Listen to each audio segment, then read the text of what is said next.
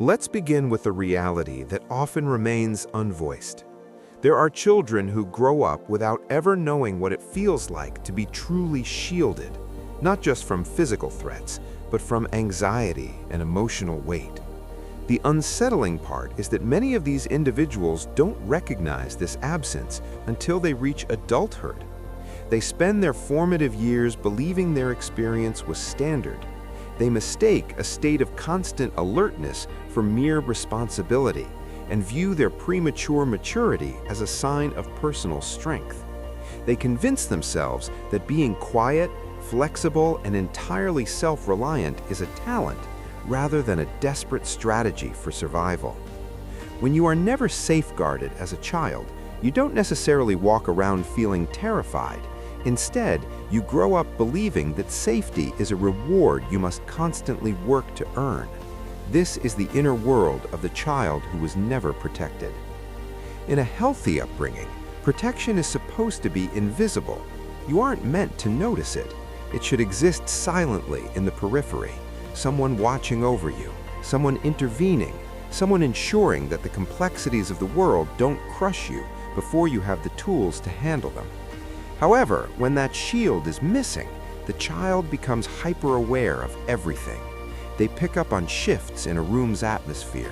They read moods before a single word is uttered. They sense tension long before a conflict erupts. Their nervous system learns very early on that it is its own only ally. Consequently, the child adapts. They become incredibly observant, developing an emotional intelligence that far exceeds their years. They become cautious.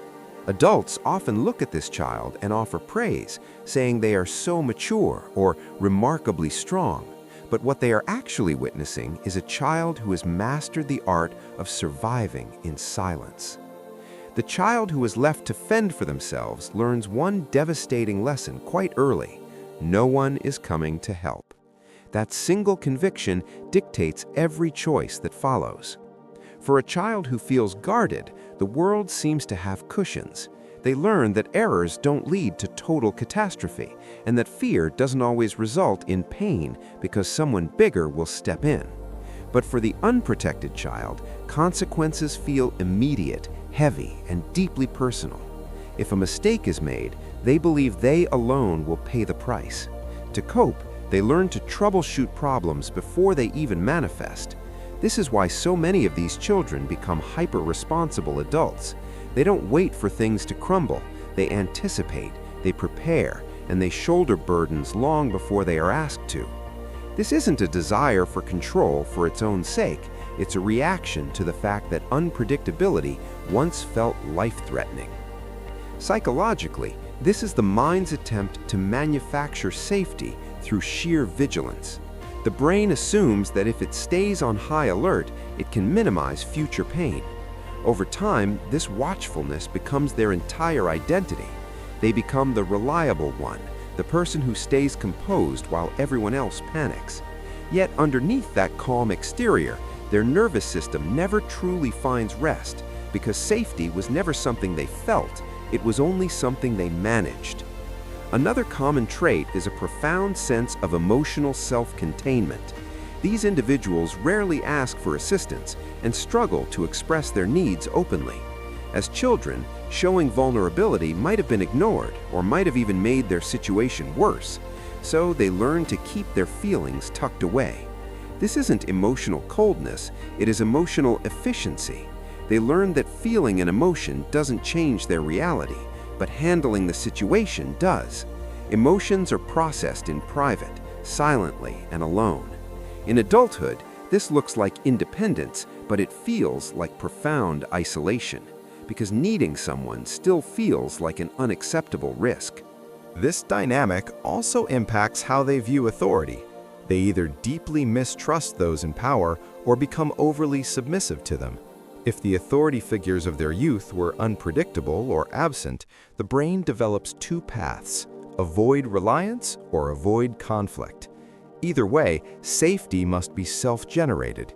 This often evolves into a quiet internal perfectionism, the belief that errors are expensive and that relaxing for even a moment invites disaster. Burnout becomes the inevitable cost of this lifestyle. There is also a specific type of loneliness that comes with this history. Even when surrounded by friends, they may feel unheld. Protection isn't just a physical act, it's emotional containment. When that is missing, receiving care in adulthood can feel incredibly foreign. They find it easy to give and support others, but when the roles are reversed, they tighten up. To be cared for requires a level of surrender that their body still associates with danger. From a biological perspective, this makes perfect sense. A child's nervous system calibrates based on early life. If safety was inconsistent, the system stays on high alert forever. This is why stillness can feel heavy, or why silence brings anxiety instead of peace. The body remembers that danger usually strikes when one stops paying attention. However, it's important to realize that the unprotected child didn't just lose their childhood, they also developed remarkable traits. They possess a deep internal compass and an incredible sensitivity to the feelings of others. They can recognize unspoken pain because they have lived it. But empathy without limits leads to exhaustion, and strength without the ability to be soft leads to a lonely life. Healing isn't about changing who you are. It's about teaching your body that safety can now exist without you having to fight for it every second. Healing is a slow transition because the mind usually understands safety long before the body does. You can logically know you are safe and still feel your muscles tensing up. That doesn't mean you are broken. It means your survival patterns are deeply ingrained.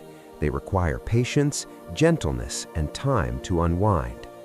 A vital step for the adult who was once that unprotected child is learning to acknowledge their own needs without feeling guilty or judging them as weaknesses. It involves learning to receive love without performing for it and resting without needing a justification. The old belief that says, if I let go, everything will fall apart, belonged to a child who had no help. As an adult, you can slowly update those rules. This story isn't one of damage, it's a story of incredible adaptation by a mind that had to carry the world before it even had the words to describe it. Eventually, the realization hits. You were strong because you had no other choice. It wasn't just natural resilience, it was a necessity because there was no one else to hold the weight. This realization often comes quietly during moments of total fatigue. What was missing wasn't necessarily love in the form of words, but safety in the form of action. Protection is the lesson that says you don't have to do this alone. When that truth is missing, independence becomes a cage. But as you grow, you can learn to delegate, to trust, and to truly rest.